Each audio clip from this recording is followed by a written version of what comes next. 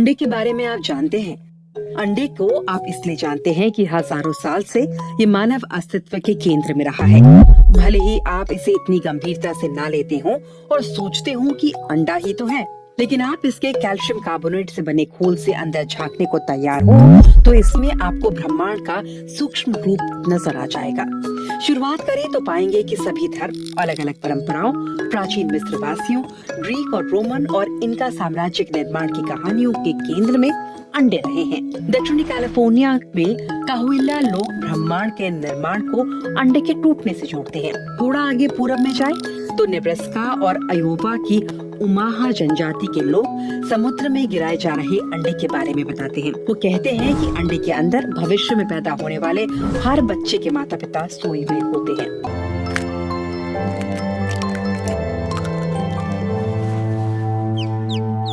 See it? I'm going to zoom in here. Look at that little red dot. Look really close. Can you see it? That is a heart pumping. लेकिन ये कहानियां हैं, इसमें विज्ञान कहाँ है? 2006 में नासा के विल्किंसन सैटेलाइट से हासिल डेटा के मुताबिक ब्रह्मांड खुद अंडे के आकार का हो सकता है। वैज्ञानिक भले ही इस सिद्धांत को साबित करने या खारिज करने में नाकाम रहे हों, लेकिन ये संभव हो सकता है कि हम एक विशाल, लगातार बढ़ते हुए अंडे में रह रहे हैं। 1609 में जॉन केपलर ने इस बात की पुष्टि की थी कि पृथ्वी के साथ ही दूसरे ग्रह भी सूरज के चारों ओर घूमते हैं, लेकिन गोलाकार कक्षा में नहीं, अंडाकार कक्षा में। चंद्रमा की अंडाकार कक्षा से ऐसा लगता है कि ये रात में लगातार अपना आकार बदल रहा है। अगर ये अंडाकार कक्षा में न घूमे तो चांद हमारे लिए कम ही दिलचस्प रह जाएगा। अंडे का खोल या कवच नरम नहीं बल्कि चांद की सतह की तरह होता है। ये रूखा और उबड़ खाबड़ होता है। एक अंडे का कवच 17,000 गड्ढों को कवर कर सकता है। ये अर्ध पारगम्य होता है, जिससे हवा और नमी इससे पार हो सकती है। ये दिलचस्प आकृति है।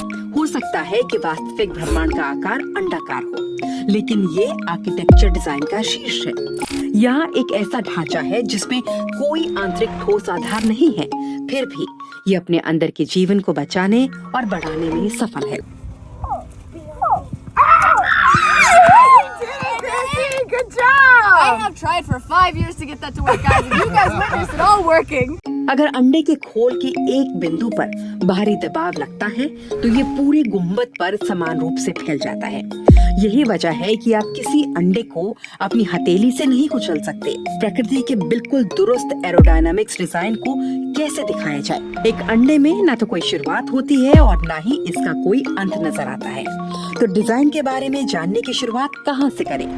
20वीं सदी तक लोग भव्य अंडाकार आर्किटेक्चर डिजाइन तैयार नहीं करते थे। बीजिंग में एक अंडाकार इमारत में बने 3 हॉल्स में 5,452 लोग बैठ सकते हैं। सारे हॉल 1,000 वर्ग मीटर के आकार में है। अंडाकार कप या एग कप की कल्पना कीजिए। अंडों ने डालने से फैब्रेज जैसे कलाकारों को प्रेरित किया। ओलिवर ट्रैवल्स में जब लिलीपुट के लोग पड़ोसियों से युद्ध करने के लिए उतरते हैं तो मुद्दा ये था कि एक उबले अंडे को किस तरफ से खाया जाए। अंडे में जो प्रोटीन होता है वो अमीनो एसिड्स का परफेक्ट मिश्रण होता है, जो मानव शरीर के ऊतकों का निर्माण होता है।